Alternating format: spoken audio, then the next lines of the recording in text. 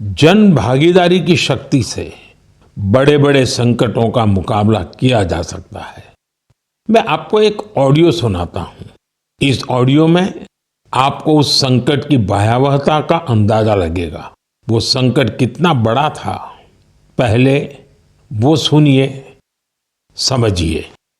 आखिर ये जो जुल्म हुआ 2 साल तक, जुल्म तो 5-7 साल से शुरू हो गया था, मगर वो शिखर पर पहुंच गया है 2 साल में, जब इमरजेंसी लोगों पर ठोक दी और अमानुषी बर्ताव लोगों के साथ किया गया।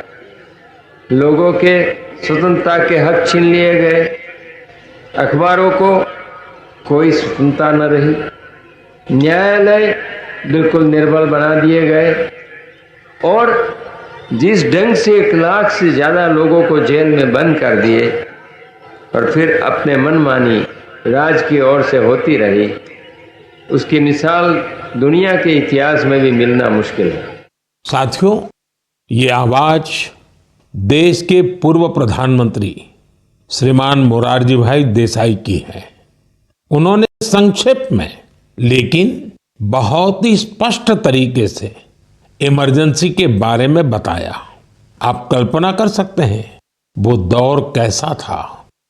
इमरजेंसी लगाने वालों ने ना सिर्फ हमारे संविधान की हत्या की, बल्कि उनका इरादा न्यायपालिका को भी अपना गुलाम बनाए रखने का था। इस दौरान लोगों को बड़े पैमाने पर प्रताड़ित किया गया था। इसके ऐसे अनेक उदाहरण हैं जिन्हें कभी भी भुलाया नहीं जा सकता। जॉर्ज फर्नांडिस साहब को जंजीरों में बांधा गया था। अनेक लोगों को कठोर यातनाएं दी गई। मिसा के तहत किसी को भी ऐसे ही गिरफ्तार कर लिया जाता था। स्टूडेंट्स को भी परेशान किया गया। अभिव्यक्ति की आजादी का भी गला घोंट दिया गया।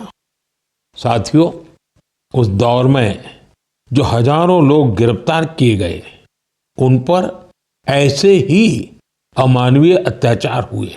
लेकिन ये भारत की जनता का सामर्थ्य है कि वो झुकी नहीं, टूटी नहीं और लोकतंत्र के साथ कोई समझौता उसने स्वीकार नहीं किया। आखिरकार जनता जनार्दन की जीत हुई। आपातकाल हटा लिया गया और आपातकाल थोपने वाले हार गए। बाबू जगजीवन राम जी ने इस बारे में बहुत ही सशक्त तरीके से अपनी बातें रखी थी। बहनों और भाइयों, पिछला चुनाव नहीं था, भारत की जनता का अभियान था। उस समय के परिस्थितियों को बदल देने का, तानाशाही के धारा को मोड़ देने का और भारत में प्रजातंत्र की बुनियाद को मजबूत कर देने का। अटल जी ने भी तब अपने ही अंदाज में जो कुछ कहा था, वो भी हमें जरूर सुनना चाहिए। बहनों और भाइयों, देश में जो कुछ हुआ उसे केवल चुनाव नहीं कह सकते।